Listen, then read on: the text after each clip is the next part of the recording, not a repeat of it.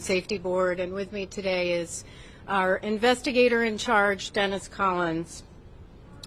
If you're not familiar with the National Transportation Safety Board, the NTSB is an independent federal agency that's charged by Congress with investigating every civil aviation accident in the United States, significant events in other modes of transportation, and that includes our transportation infrastructure. Our mission here is to determine how this collapse happened, why it happened, to prevent it from happening again. Today was the first day of on scene. This is going to be a long technical investigation, and so I did want to go over what we were able to accomplish today, but again, we're going to be here for several days, and it will take us some time to also go through documents once we leave the scene back at the NTSB.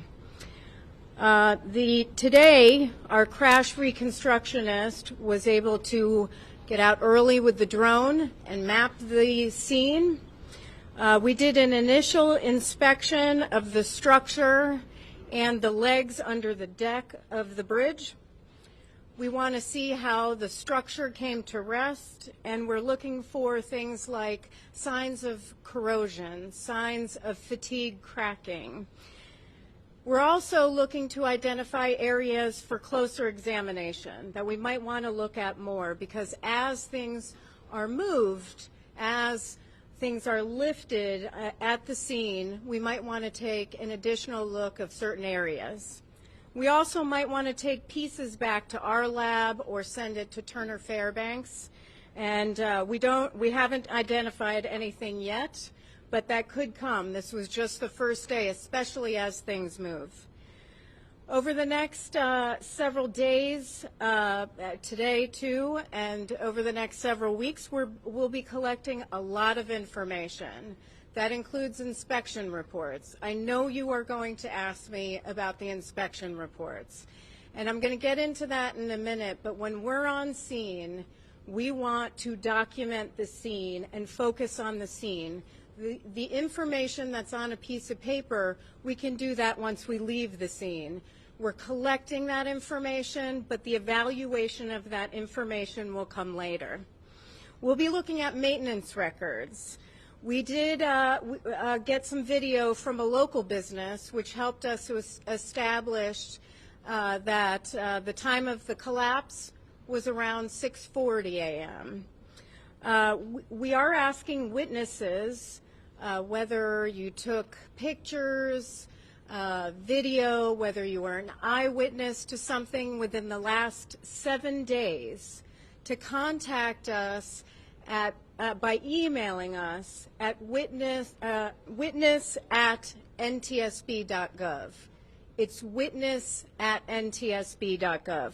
We have received several emails from the public so far that our folks are looking at further, but again, it'd be most helpful if it was within the last 7 days. In addition, we will, over the next coming weeks, we are going to put this bridge under a microscope.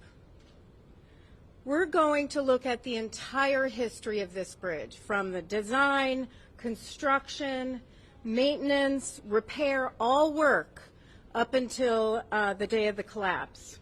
We're going to look to see if we can get the cameras and the information from the cameras that were inside the transit bus. We understand there were 9 cameras, some facing outward, forward facing, rear facing, and some inward, but we don't know the quality of that video or what is available at this time, but we'll want to take a look at that.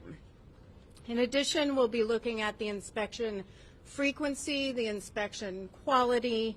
We'll be looking at federal and state procedures, loads on the bridge, and how those loads have changed over time. This bridge was built in 1970, so we're going to want to take a look at how the types of vehicles have changed at moving over the bridge. traffic counts over the bridge, weather and its impact on the bridge. We'll also want to look at the effect of road treatments on the bridge. But again, all of that is not going to be conducted on scene. And I do want to take a second, Mr. Mayor, thank you so much for coming. You know, Pittsburgh, you have the tagline, Pittsburgh, mighty beautiful. I would really add welcoming, heartwarming, and kind, because the community around the scene of the collapse was just so welcoming to us.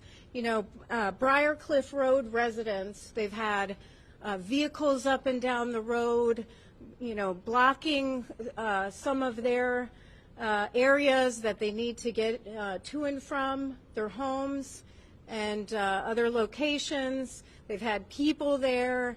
And I would just say thank you to all of the residents. Thank you to the Waverly Presbyterian Church, who gave us access to restrooms, to snacks, to warmth. It's very cold on scene all day, and it's just heartwarming. And certainly all the local businesses that donated food, the American Red Cross and the Salvation Army. But again, they are the reason why we have to make sure that we are documenting the scene so we can leave and then focus on the written products, the inspection records, and other records later. We just need to make sure that we can clear that and people can get back to their life. This afternoon at 3 o'clock, we held an organizational meeting, and what that means is we get together with all the participants or groups that we would work with in any investigation, and we seek to establish parties to our investigation. If you're not familiar with the NTSB process, we work in a party process, and what that means is we're not inviting outsiders to be participants in our evaluation or analysis of information. What we want to do is come together so we have the right facts. And so we are working with entities who can provide us factual information to help us then take that information back and later conduct analysis. Those parties aren't part of the analysis, but they are key to helping us identify the information that we need.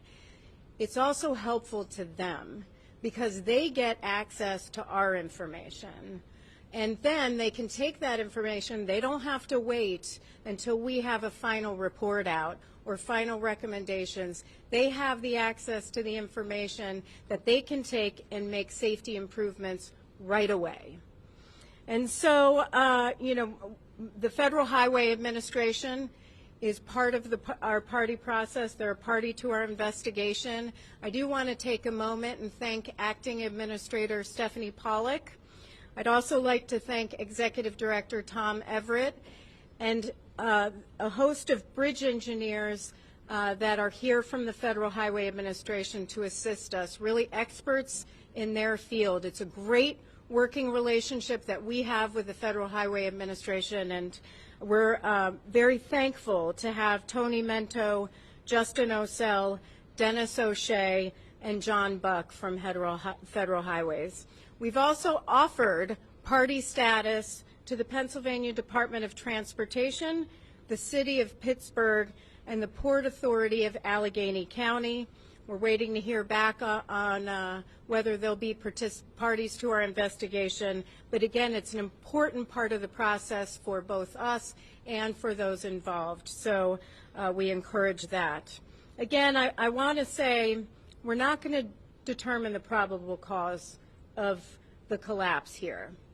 We will be on scene for a number of days. I don't know how many days. This is going to take some time. For example, they have to remove the fuel from the bus before they can move the bus. Then there are parts of the structure that have to be moved, and then we need to continue to look at components. So it's a lengthy process. We will have a preliminary report out in about 10 days. That preliminary report will only include factual information. And we hope to conclude everything and have a final report out between max 12 to 18 months, and we hope it's less. But again, the real benefit to being parties to the investigation is the parties get access to that information well in advance of that. Although we can't determine the cause of the collapse while we're on scene, this should serve as a call to action. Of the 618,456 bridges in the United States, 47.7% are rated fair. 7.3% are rated poor. Of the 22,965 bridges in Pennsylvania, 52.8% are rated fair and 14.6% are rated poor. So this is a call to action because we have aging transportation infrastructure, bridges, tunnels, and that is something that can begin to be addressed immediately. So with that, I do want to, the police did ask that I remind the communities and the residents in the communities that the park is closed. It's a safety hazard to be around the structure. We have vehicles out there. There's a diesel. There's a lot of hazards about, and so the park is closed. So please don't come to the scene. So with that, I'm gonna take some questions. Sir. Hi. I understand this is very early in your investigation, but you guys did get a chance to get under the bridge today to look at the bridge. Can you tell us what you've seen? Was there any corrosion apparent? Was there any wear apparent? Was there anything that jumped out at you? Well, right now, again, it was just the initial look, and we did want to get underneath the structure and begin to look around, but we don't have anything immediate, but there are areas that we would like to more closely examine, and that's going to take some time. What are those areas? So you want to... The structures engineers will basically take a look at every component of the bridge at this point because it's early, and that's the most methodical way for us to narrow in on those key issues. So it would be things, virtually any component of the bridge you can think of, from the supports to truss work, joints, the road structure itself.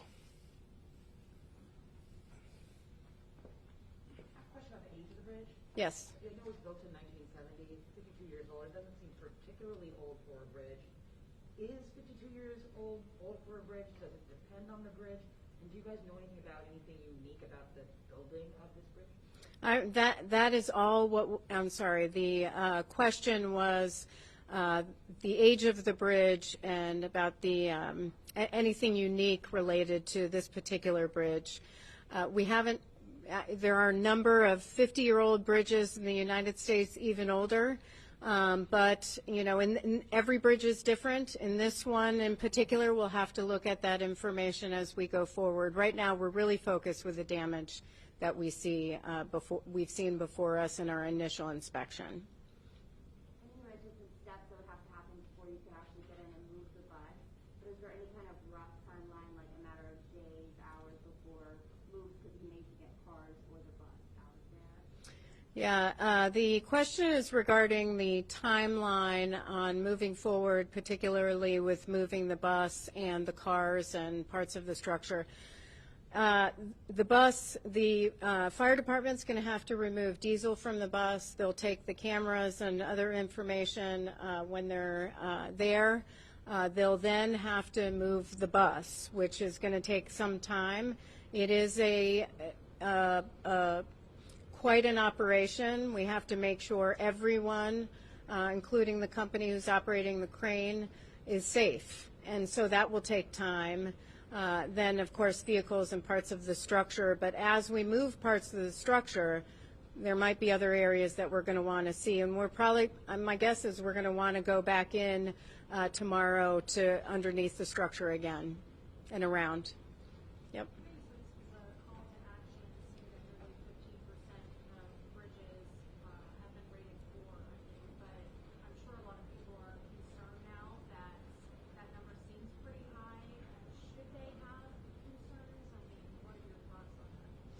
Well, and what are my thoughts on the number of aging bridges and the higher percentage and public concern?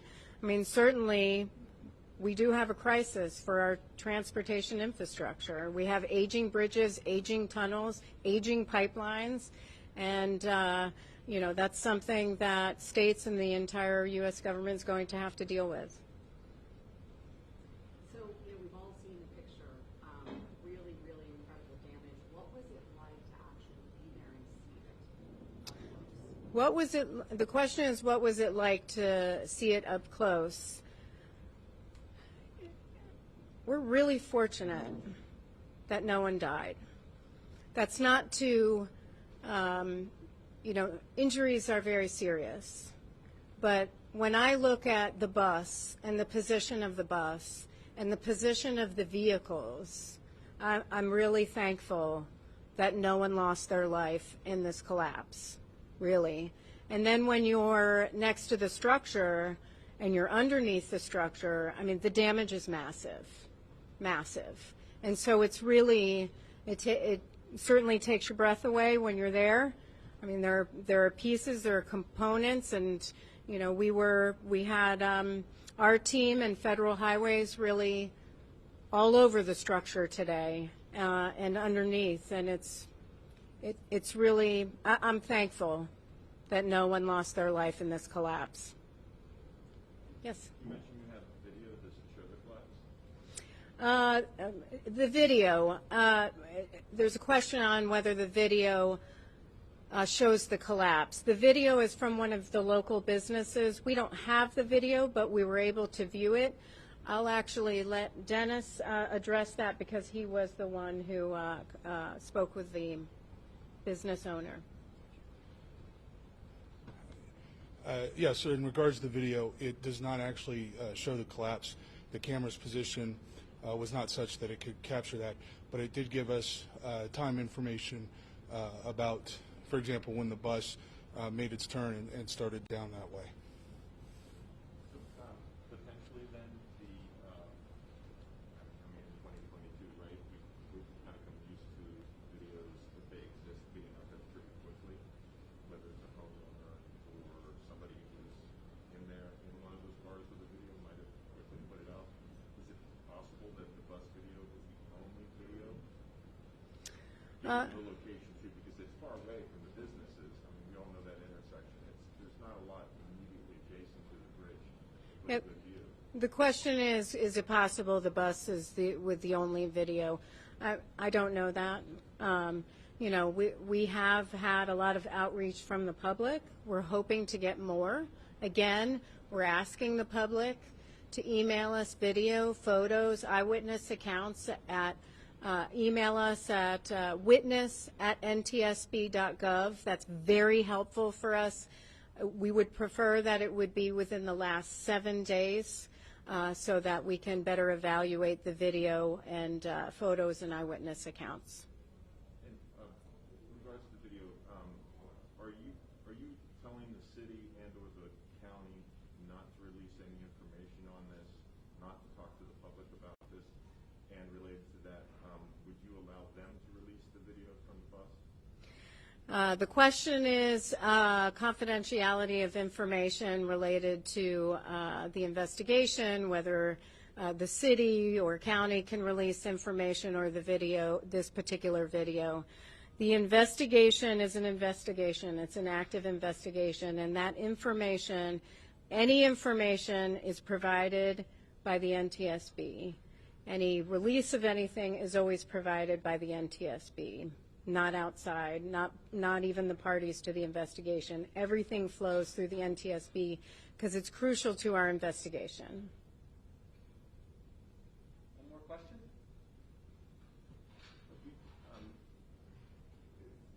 The information, but you're saying there are parties to it right now, right? The city and the county. Normally, these inspection reports, for example, would be easily receivable with the right to know request. Are you saying that your understanding is that they are not allowed to release it? You're going to tell them they can't release that to the public? That we can't find out anything about this through documents the city holds until you're done with your investigation in a year and a half? No, there is, and the question is on the, again, on the confidentiality of information and documents that exist related to the condition of the bridge. That is a determination by our investigator in charge and our general counsel. They will look at all the information, including any documents that come in, and decide, is this information that can be released or can it not be released? But we are very careful before the conclusion of an investigation to make sure that the right information, if any information is released, is provided. So thank. A broad question. Athena Jones from CNN. I know you said that you have to collect a lot of information before you go back and look at the paperwork and records like the inspection records. But we do know that the bridge received a poor overall condition rating. 2 of the 3 parts had a poor rating. What goes into that? What gives out of the deck or the superstructure a poor rating? Is it corrosion? Is it a crack? Would you like to address it? For a layperson to understand. Okay. My understanding is how they determine, and I'm not a bridge inspector, but my understanding is how they determine that is there are different components to the bridge, and the rating is based on the lowest rating of part of the structure. So in that situation, there was a rating of poor. The rating scale goes from 0 to 9. I believe it's poor, serious, and then there are lower categories, including imminent threat. And something that would give something a poor rating would be something like a crack or corrosion or various, I guess maybe a long list of issues, right? Yeah, well, I mean, we'll have to look at that as we look through the documents and how that's determined. Thank you. I do want to.